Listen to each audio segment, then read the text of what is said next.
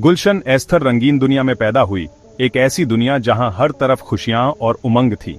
उनके चारों ओर प्यार और हंसी का माहौल था। पर छोटी उम्र में ही उनकी जिंदगी अंधेरे में चली गई। एक ऐसा अंधेरा जो उनके मासूम बचपन को निगल गया। उनकी हंसी कहीं खो गई। एक बड़ी बीमारी ने उन्हें घेर लिया और उनका बचपन दर्द और तकलीफ में गुजरने लगा। अस्पताल के बिस्तर पर लेटी गुलशन की मासूमियत खोने लगी।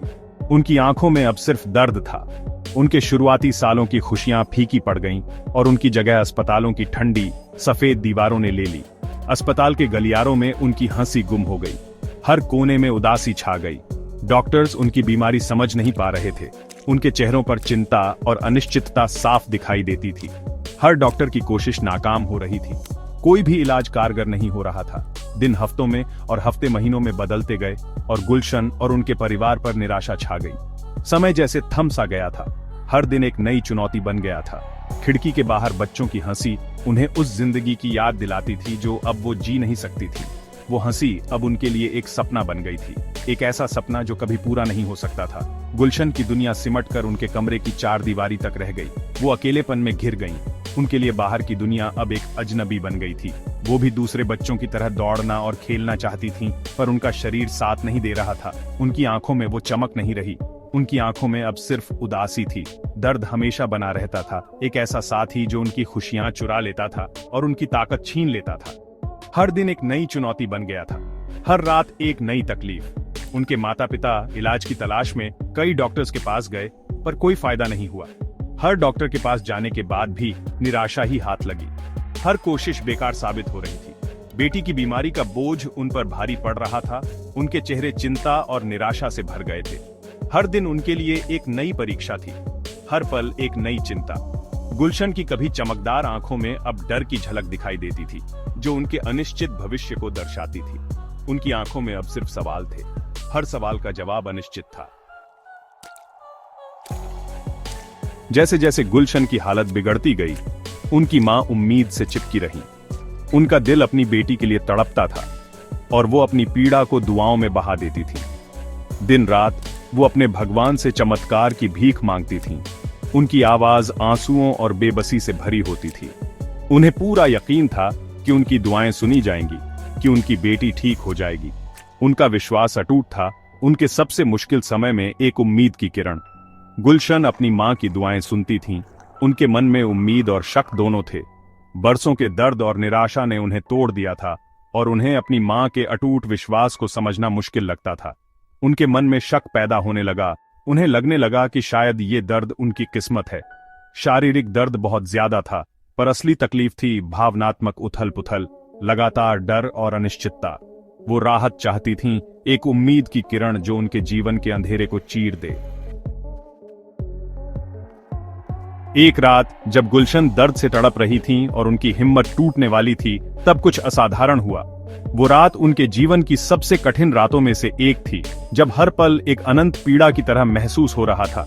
हर सांस लेना भी मुश्किल हो गया था। एक तेज रोशनी ने कमरे को भर दिया, उन परेशान करने वाले सायों को दूर भगा दिया।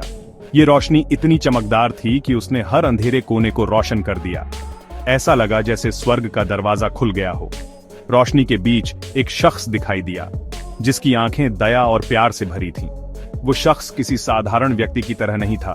उसकी उपस्थिति में एक दिव्यता थी। उसकी उपस्थिति ने पूरे माहौल को बदल दिया। वो ईसा मसीह थे, जो उन तक एक ऐसे प्यार से पहुंचे जो समझ से परे था। उनकी उपस्थिति ने गुलशन के दिल में एक अजीब सी शांति भर दी। ये शांति किसी भी अन्य अनुभव से अलग थी।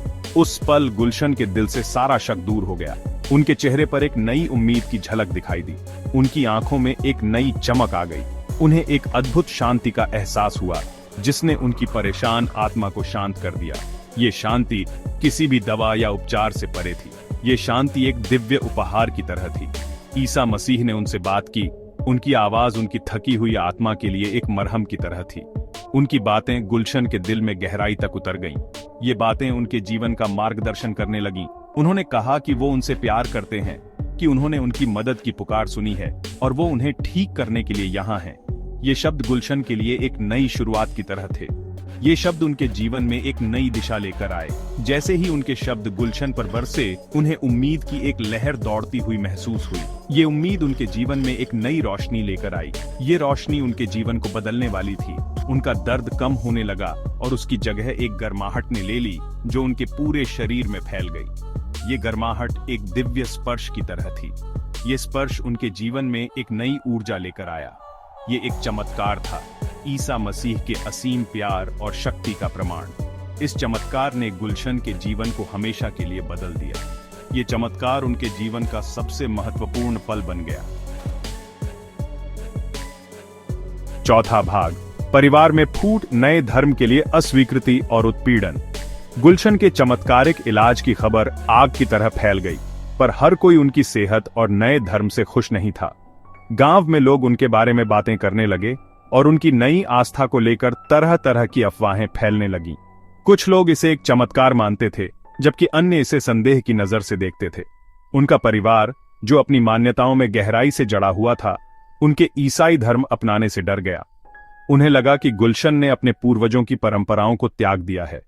यह उनके लिए एक बहुत बड़ा सदमा था। उन्होंने इसे विश्वासघात, अपनी परंपराओं और मूल्यों को ठुकराने के रूप में देखा। परिवार के सदस्यों के बीच बहसें होने लगीं और घर का माहौल तनावपूर्ण हो गया। हर कोई अपनी बात पर अड़ा हुआ था। ईसा मसीह में गुलशन को जो प्यार और स्वीकृति मिली थी, उसे उनके सबसे ज्यादा प्यार करने वालों ने गुस्से और अस्वीकृति से देखा। उनके परिवार के लिए यह एक बहुत बड़ा झटका था। वे इसे समझ नहीं पा रहे थे। जो परिवार कभी उनकी बीमारी में उनके साथ खड़ा था, अब उनसे मुंह मोड़ चुका था।